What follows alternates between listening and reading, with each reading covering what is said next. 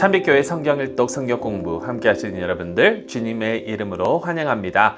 저희가 성경일독 이번 한 해 동안 쭉 해가면서 지금 함께 보고 계시는 부분은 예레미야서입니다. 하지만 매일매일 우리가 시편을 또한 읽고 나아가는 것을 여러분 다 아실 것입니다.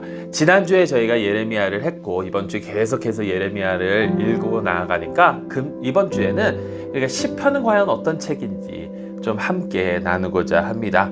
시편은 이스라엘의 역사 가운데 여러 찬양과 찬송과 시 그리고 노래 등을 150개를 모아서 편집한 그런 책입니다. 이 책들은 이 시편들은 찬송가는 아닙니다. 찬양을 위한 합창단을 위한 시가 많기는 하지만 그리고 바벨론 포로 생활 이후에 대부분이 편집되었습니다.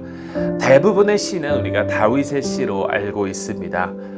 150개 중에 절반 가까이 되는 73개가 다윗의 시고 아삽이라는 사람의 시가 12개 그리고 고라의 자손이 11개 그리고 헤만과 이든의 시가 2개 솔로몬과 모세의 시가 3개고 익명으로 되어 있는 시가 49개가 됩니다. 이 시편을 전체적으로 보려면 다 각자 다른 사람들이 기록했기 때문에 어떻게 한 가지 주제로 이 책이 편집되었을까 우리가 궁금해할 수 있는데 그것을 잘 알려면 끝에서부터 시작을 해야 됩니다. 그래서 시편 150편 중에 맨 마지막으로 가면 맨 마지막에 5개의 시 146에서 150편을 보게 되면 이거는 하나님을 찬양하는 찬양의 시입니다. 이 146에서 150편의 시편의 그 특징이 뭐냐면 모두가 다 할렐루야로 시작을 하고 할렐루야로 끝이 난다라는 겁니다. 할렐루야라는 단어 여러분 너무나도 잘 아시겠지만 할렐루 찬양하라 라는 그 명령과 야는 야훼를 줄임말로써 여호와 하나님을 찬양하라 곧 이것이 이 모든 시편의 결론이다 라고 할 수가 있겠습니다. 그거 외에 시편을 보게 되면 시편은 5권의 책으로 되어 있는 것을 저희가 알게 됩니다. 제1권은 시편 3편에서 41편 2권은 42편에서 72편 3권은 73편에서 89편 그리고 제4권은 90편에서 106편 그리고 맨 마지막에 5권은 107편에서 145편으로 되어 있고 각 섹션마다 이 한 권 한 권마다 끝이 매우 비슷한 것을 저희가 보게 됩니다. 그래서 맨 마지막 각 그 한 권 한 권마다 맨 마지막 시편을 보게 되면 그리고 맨 마지막 절을 보게 되면 이스라엘의 하나님 여호와를 영원부터 영원까지 송축할지로다 아멘 아멘. 그러니까 결론, 시편 전체의 결론인 146에서 150까지도 여호와를 찬양. 그리고 각 한 권 한 권이 끝날 때마다 시편 기자가 얘기하고 있는 것은 이스라엘 하나님 여호와를 영원부터 영원까지 송축할지어다. 그를 축복하고 그를 찬양할지어다. 아멘, 아멘. 그렇다, 그렇다. 라고 이야기한다라는 거죠. 그러니까 전체적인 그 내용을 보게 되면 여호와 하나님을 찬양하는 것이 이 시편의 목적입니다. 그렇다면 서론으로 가서 서론은 과연 어떻게 되는가? 자, 아까 말씀드렸지만 제1권은 3편부터 41편이라고 했습니다. 제1권은 다윗의 시가 굉장히 많습니다. 그런데 시편 1편과 2편은 익명의 시입니다. 근데 이 서론이 어떻게 시작하는지 잘 한번 생각해 보시기 바랍니다. 시편 1편은 여호와의 율법을 주야로 묵상하는 자는 복이 있다라고 이야기를 합니다. 여호와의 율법을 토라라는 것은 가르침이라는 의미도 되지만 또 모세오경에서 하나님께서 이스라엘의 백성에게 내려주신 그 율법을 의미하기도 합니다.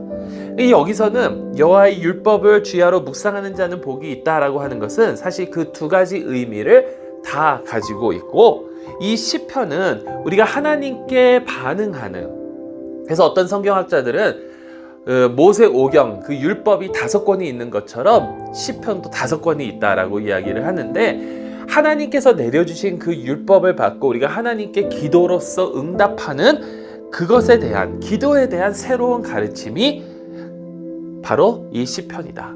가르침이 또 토라이지 않습니까? 새로운 토라, 기도에 대한 새로운 토라가 바로 시편이다 라고 이야기를 하기도 합니다. 그 시편 2편은 사무엘 하 7장에 나오는 하나님께서 다윗에게 약속하신 것에 대한 그 약속의 내용을 묵상하는 것인데, 메시아가 다윗의 자손 중에서 일어날 것이고 그가 악을 물리칠 것이다, 악을 향해서 이길 것이다, 그러면서 이 메시아 안에 거하는 자는 복이 있도다 라고 전하고 있습니다.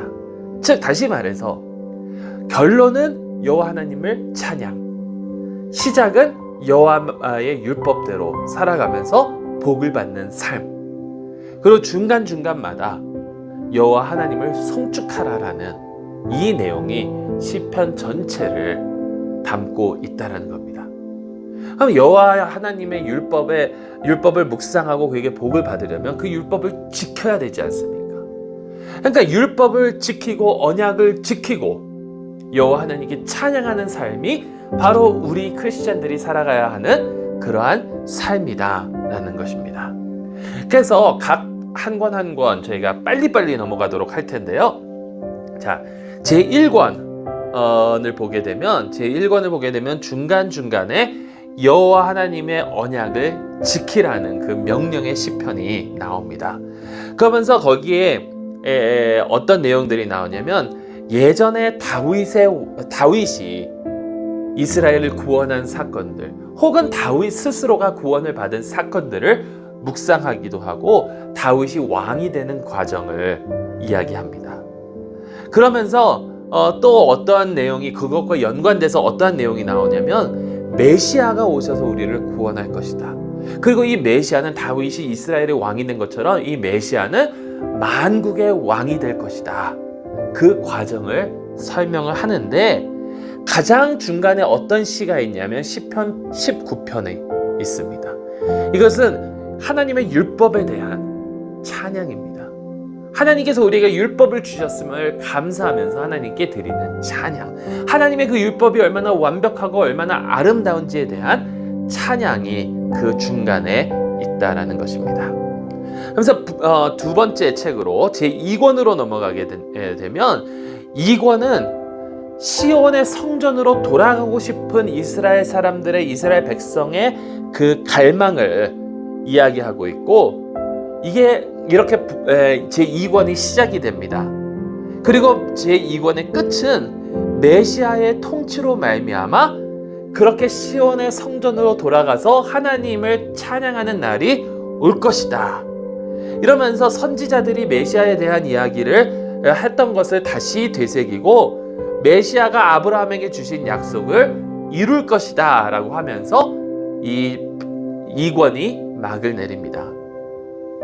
여러분, 1권, 2권, 그리고 이제 앞으로 저희가 3권, 4권, 5권에 대해서 나눌 때에 여호와의 율법을 묵상하는 사람은 복이 있다, 여호와를 찬양하라, 이 두 가지의 주제를 가지고 계속해서 생각해 보시기 바랍니다. 제3권은 메시아에 대한 묵상으로, 메시아가 어떤 분이신가에 대한 묵상으로 3권은 막을 내립니다.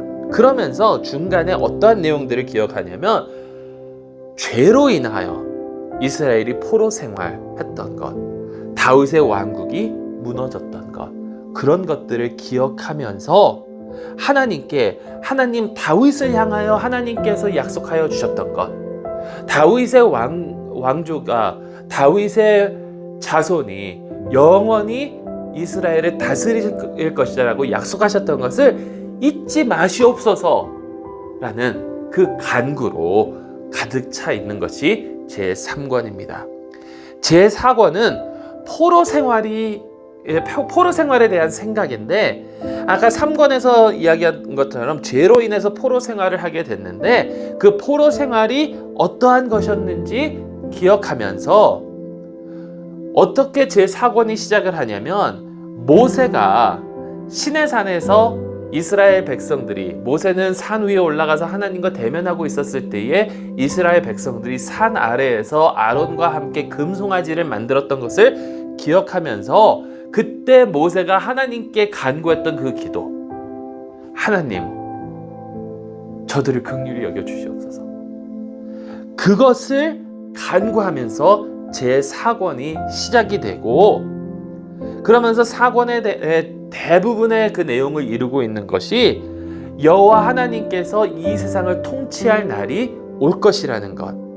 그래서 산과 나무와 강들, 그것뿐만이 아니라 이 세상의 모든 피조물들이 여호와 하나님을 찬양하고 여호와 하나님께서 그들을 주관하시고 다스리실 것이다 라는 그것을 이야기하면서 제4권이 막을 내리게 됩니다. 그리고 제5권은 여호와께서 백성의 소리를 들으시고 백성이 구원하여 주시옵소서라는 그 부르짖는 소리를 들으시고 메시아를 보내셔서 이 세상의 악을 다 물리치시고 메시아께서 영원히 통치하실 것이라는 것을 선포하면서 113에서 118은 할렐에 대한 시, 그러니까 찬양의 시고요. 120에서 136에는 성전에 올라가면서 여호와를 찬양하는 그 시로 이렇게 되어 있습니다. 그러면서 중간에 이 제5권 중간에 어떤 시가 있냐면 시편 119편이 있습니다. 여러분, 시편 119편은 가장 긴 그 장이죠, 성경에. 이 시편 119편이 어크로스틱으로 되어 있는데 히브리어 알파벳에 따라서 각 한 8절 정도씩 시작을 합니다.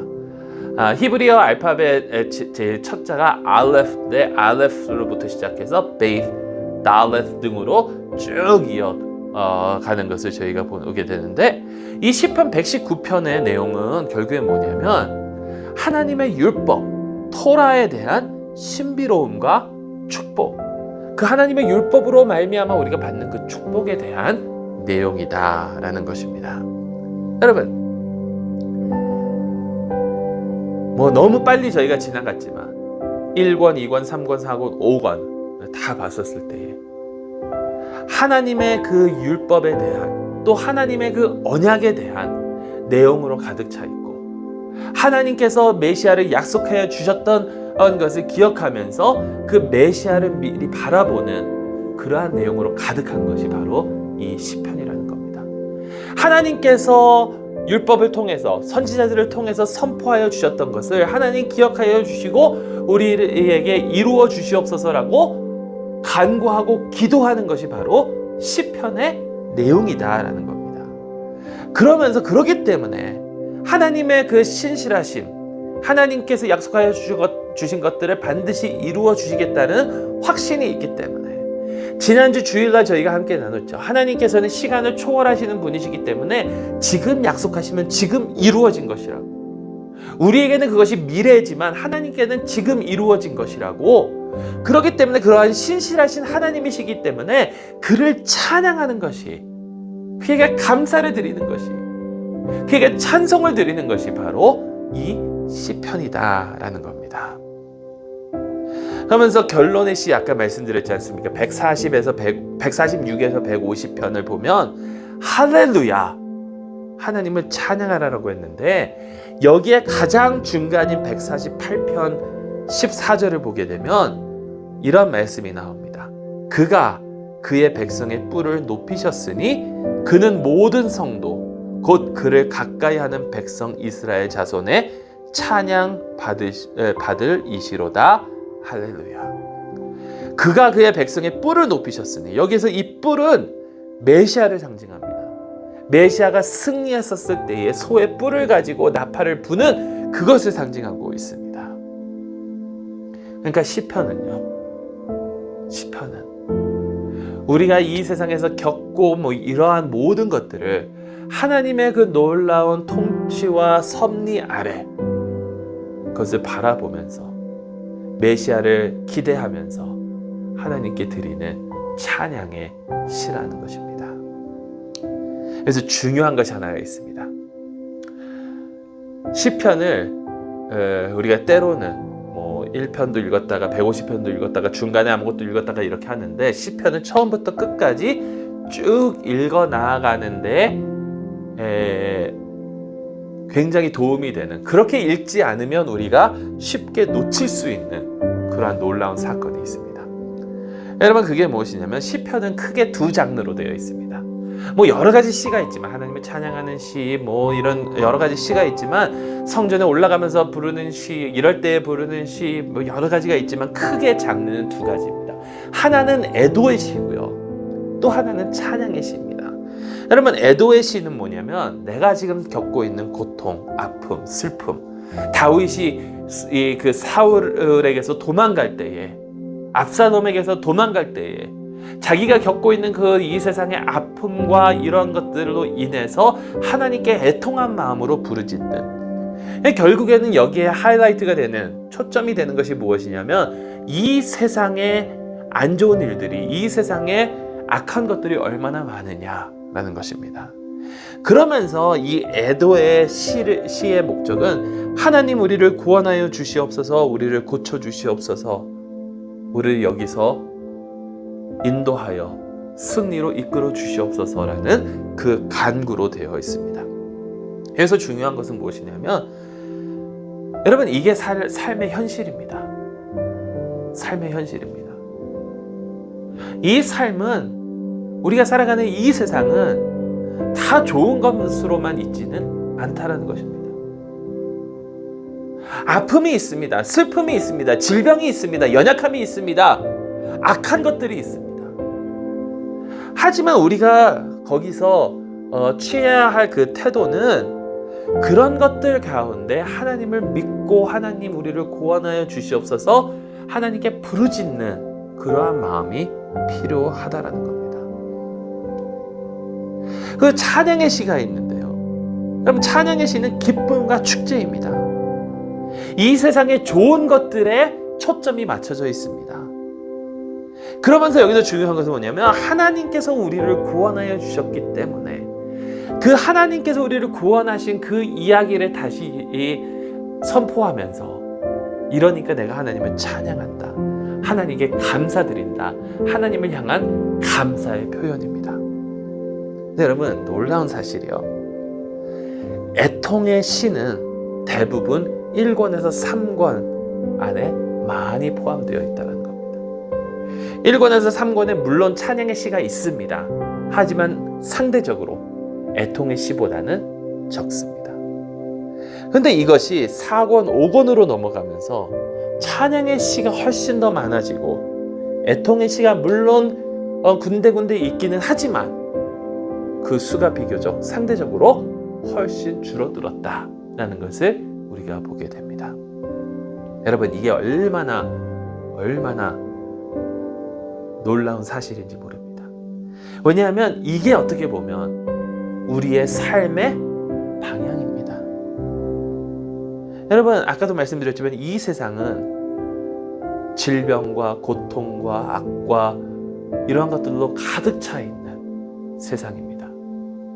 여러분, 예수 그리스도를 믿는다고 하여서 그러한 것들을 외면하고 나아가서는 안 된다라는 것이죠. 여러분, 밖에 나아가 보십시오. 굶어 죽는 사람. 여러분, 미국 안에서도 학생들이 집에서 먹을 것이 없어서 학교를 가지 않는 주말이면 주말 내내 굶다가 학교를 가는, 이게 어떻게 선진국이고 이게 어떻게 미국 같은 강대국의 현실입니까? 라고 생각할 수 있지만 그것이 지금 우리가 살아가고 있는 세상의 현실입니다. 인종차별을 받으면서 다른 사람들에게 이러한 저러한 차별을 받고, 이 이유 때문에 저런 이유 때문에 온갖 아픔과 고통과 또 질병 속에서 살아가는 그것이 어떻게 보면 우리의 삶의 현실입니다. 하지만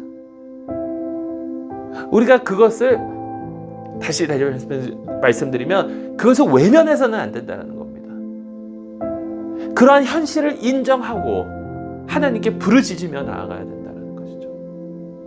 하지만 그것으로 끝나는 것이 아니라 신앙의 생활은, 믿음의 생활은 거기서 끝이 아니라 하나님의 구원을 바라보면서 하나님께서 이루실 그 구원의 역사, 그 회복의 역사, 그 구속의 역사를 바라보면서 메시아 예수님께서 오시면 모든 것을 새롭게 하시고 모든 것을 회복시켜 주실 것이라는 것을 믿고 의지하면서 나아가는 것.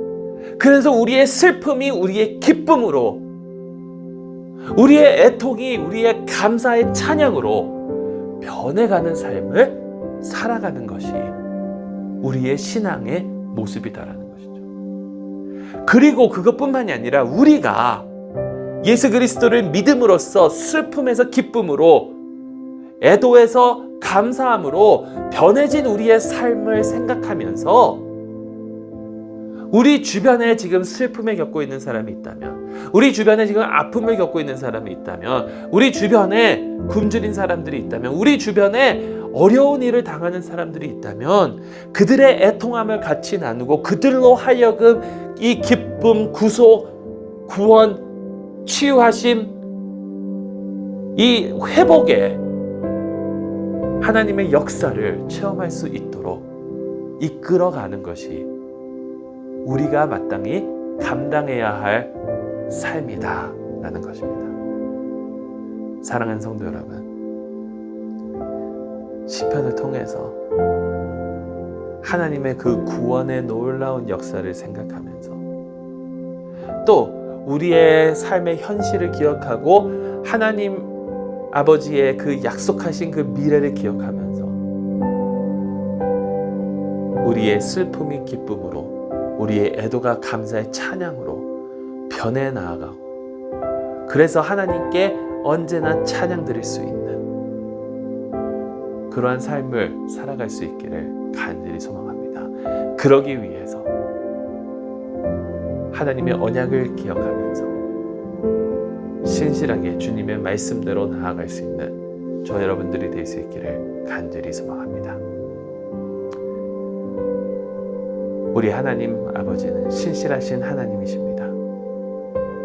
그렇기 때문에 메시아를 약속하여 주신 것처럼 보내주셨습니다. 그 메시아를 의지하면서 우리의 삶이 기쁨의 삶으로 변해 나아갈 수 있기를 간절히 소망합니다.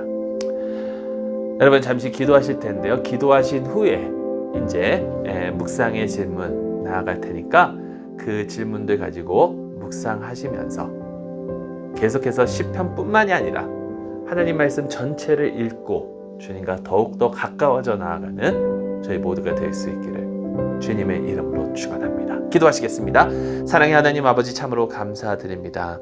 시편을 통해서 짧은 시간이지만 주님의 그 놀라운 섭리를 다시금 깨닫게 하여 주심을 감사합니다. 아버지 하나님, 우리의 삶이 이 구속의 삶을 잘 반영하고 증거하는 삶이 되게 하여 주시고, 우리를 통해서 또 우리 주변에 주님께서 허락하여 주신 분들이 슬픔에서 기쁨으로 회복되는 그 놀라운 주님의 은혜를 체험할 수 있도록 인도하여 주시옵소서. 할렐루야. 하나님, 저희의 삶을 통해서 영광 받으시기를 간절히 소망하오며 이 모든 말씀 예수 그리스도의 이름으로 기도드리옵나이다. 아멘.